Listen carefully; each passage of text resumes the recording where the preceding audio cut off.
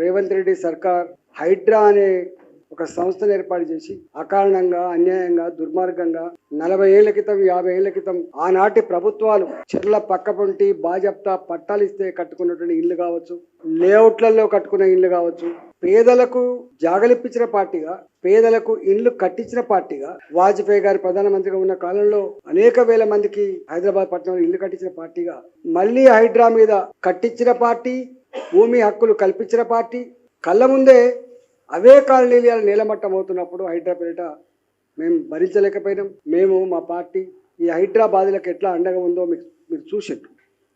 దాంట్లో ఎంత ఒత్తిడికి లోనైందో 3 నెలల కాలం పాటు నేను సాక్షిని. ప్రజలను తప్పుదోవ పట్టించి మళ్ళీ మూసి అటుపక్కకి ఇటుపక్క నుండి ఇల్లు కూల్చే సందర్భంలో అప్పుడు కూడా నేను భారతీయ జనతా పార్టీ బాధ్యత కలిగిన పార్లమెంట్ సభ్యుడిగా మా పార్టీగా వాళ్ళకు కూడా అండగా ఉన్నాం. మేము కొన్ని వందల దరఖాస్తులు రోజు వస్తున్నాయి. మా ప్లాట్లు గుంజుకుంటున్నారు, మా ఇల్లు కూలగొడుతున్నారు, మా మీద దౌర్జన్యం చేస్తున్నారు అని చెప్పి ఆ దరఖాస్తులు వచ్చినప్పుడు సిపి రాచకొండ గారికి ఎన్నిసార్లు మొరబెట్టుకున్నా కూడా దానికి పరిష్కారం లేదు.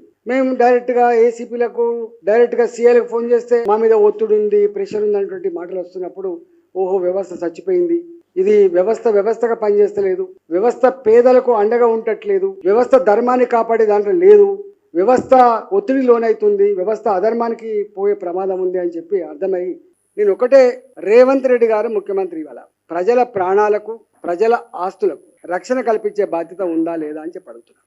ఎవరు పైనుంచి ప్రెషర్ చేస్తున్నారు, దీని వెనుక ఉన్నటువంటి దుర్మార్గులు ఎవరు, ఈ దుర్మార్గులకు ఇచ్చే పనిష్మెంట్ ఏంది, పేదల ఆస్తులకు రక్షణ ఎక్కడ, పేదల జీవితాలకు భద్రత ఎక్కడ చెప్పాల్సిన బాధ్యత ముఖ్యమంత్రి రేవంత్ రెడ్డి మీద ఉంది.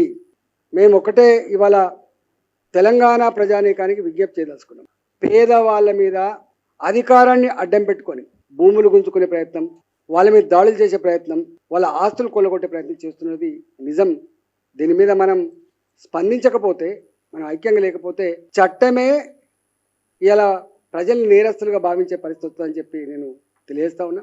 మేము దీన్ని ఇక్కడితో వదిలిపెట్టే ప్రసక్తి లేకుండా పోచారం మున్సిపాలిటీలో ఉన్న 2076 మంది మాత్రమే కాకుండా ఇవాళ హైదరాబాద్లో ఎన్ని లేఅవుట్లు అయితే ఇలా ప్రభుత్వ పెద్దల అండతోటి వీళ్ళు కొల్లగొట్టే ప్రయత్నం చేస్తుండో వాటి మీద హెచ్ఆర్స్కి వెళ్ళే ప్రయత్నం చేస్తాం, కోర్టులకు వెళ్ళే ప్రయత్నం చేస్తాం, ప్రజలకు అండగా ఉండే ఉద్యమాలు కూడా చేస్తాం. ఎట్టి పరిస్థితి కూడా వదిలిపెట్టే